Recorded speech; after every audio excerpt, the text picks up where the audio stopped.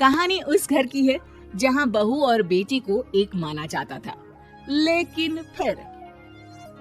अरे शिखा बेटा, तू रसोई में क्यों घुसी रहती है? जा, रोटी मैं बना लूंगी। नहीं नहीं माँ जी, आप बैठिए, बस सारा खाना बन ही गया है। श्वेता को बोल देती हूँ, वो खाना लगा देगी सबका। सॉरी भाभी, मेरे पास वक्त नहीं है। माँ, मुझे पैसे देना, पार्लर जाना है। हाँ हाँ चली जाना, भाभी को भी ले जाना। वो भी जाने को बोल रही थी पार्लर, पर पहले ना मदद कर दे उसके खाना लगाने में। देख माँ, वो बहू है, उसे बहू रहने देना, इतना सर पर मत चढ़ा भाभी को। श्वेता, ज्यादा मत बोला कर। बहू और बेटी में कोई फर्क नहीं होता है। जा जाकर काम कर। ननद को माँ का भाभी से इस तरह प्यार करना बिल्कुल अच्छा नहीं लगता। वो बार बार किसी न किसी तरह माँ को भाभी के खिलाफ भड़काती रहती, लेकिन कोई फायदा ना होता। एक रोज, अरे बेटे किशन, जा बहू को कहीं घुमा कर ला, सारा दिन घर में काम करती रहती है। हाँ हाँ माँ, हम लोग जा रहे हैं ना गोवा। अच्छा जी, भाभी ने तो हमें बताया भी नहीं। वैसे तो सारी पंचायत करती है, ये गोवा वाली बात क्यों छुपा गई हमसे? अरे क्योंकि उसे खुद नहीं पता था बहन। मुझे टिकट सस्ती मिल रही थी तो मैंने बुक कर दिया। हाँ शिखा, पैकिंग कर ले, संडे हम जा रहे हैं गोवा। दोपहर में शिखा पैकिंग कर रही थी कि सास आ जाती है। ये क्या बहू, साड़ियाँ? अरे गोवा जा रही है घूमने या फिर शादी में मायके हैं? माँ जी, ऐसा कुछ है ही नहीं, समझ में नहीं आ रहा क्या रखूं कपड़े में। अरे तेरी और श्वेता की साइज तो एक ही है, उसके कुछ मॉडर्न कपड़े ले ले, आकर लौटा देना। हाँ माँ जी, ये ठीक रहेगा। शिखा श्वेता के पास जाती है और उससे कपड़े मांगती है। ना जी ना, मैं अपने कपड़े ना दूं, वैसे भी फैल जाएंगे मेरे कपड़े, बहुत महंगे वाले हैं। शिखा मुंह लटकाकर कमरे में आ जाती है तो सास कहती है, चल तैयार हो जा, तुझे मैं शॉपिंग करा कर लाती हूँ गोवा की। बस फिर क्या था, सास बहू निकल जाते हैं मार्केट और एक से बढ़कर एक ड्रेस खरीद कर घर आते हैं। पहले बता देती कि नए कपड़े दिलाने वाली है भाभी को, तो मैं अपने ही दे देती ना भाभी को, मुझे दिला देती नए कपड़े।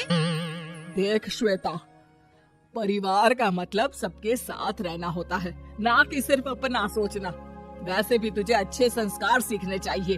और रही बात कपड़ों की, तो शिखा, आज से घर पर भी तू मॉडर्न कपड़े ही पहनेगी। कोई जरूरत नहीं है ये साड़ी वाड़ी लपेटने की।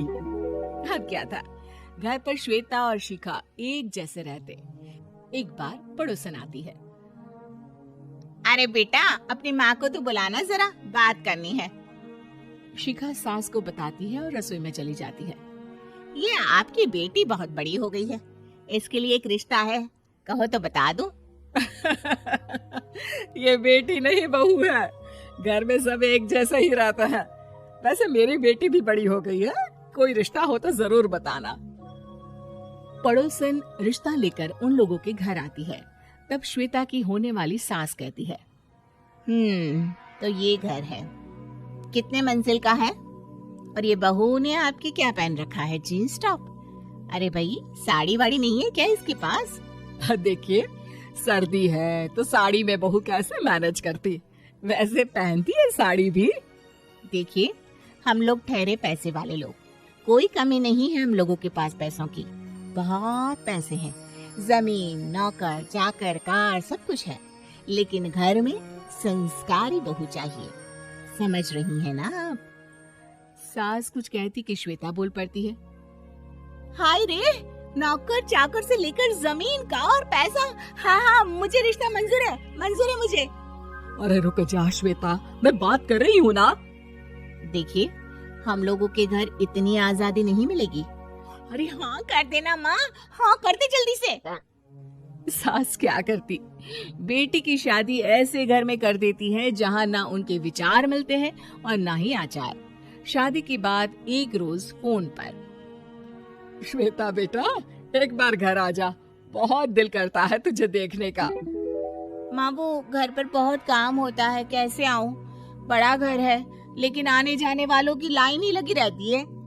बेटा, मैं तो जानती थी उस घर का हाल, लेकिन तू ही नहीं मान रही थी। माँ देख, हर घर का यही हाल है। तेरी बेटी को यहाँ घूंघट हटाने की परमिशन नहीं है और एक तरफ भाभी स्कर्ट पहनकर घूम रही है। बेटा, मुझे क्या पता था कि मेरी बेटी को ससुराल के नाम पर पिंजरा मिल जाएगा।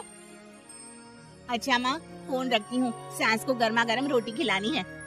तुम लोगों की तरह नहीं कि एक रोटी बनाओ, एक सब्जी बनाओ, फिर सारा दिन फ्री होकर घूमो।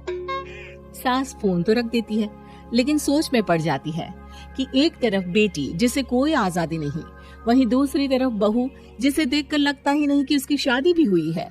अगले रोज। शिखा, अरे ओ शिखा। हाँ माँ, क्या हुआ? कुछ चाहिए आपको? मैं जिम जा रही थी।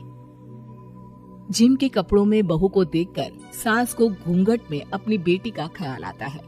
देख बहू, घर में बहू की तरह रहा कर। इतने टाइट कपड़े पहनकर जिम जाना पसंद नहीं मुझे। जा जाकर रोटी बना। रोटी? माँ, अभी तो शाम के 6 बजे हैं, इस वक्त रोटी? अब क्या मेरे खाने पीने पर भी पहरा है?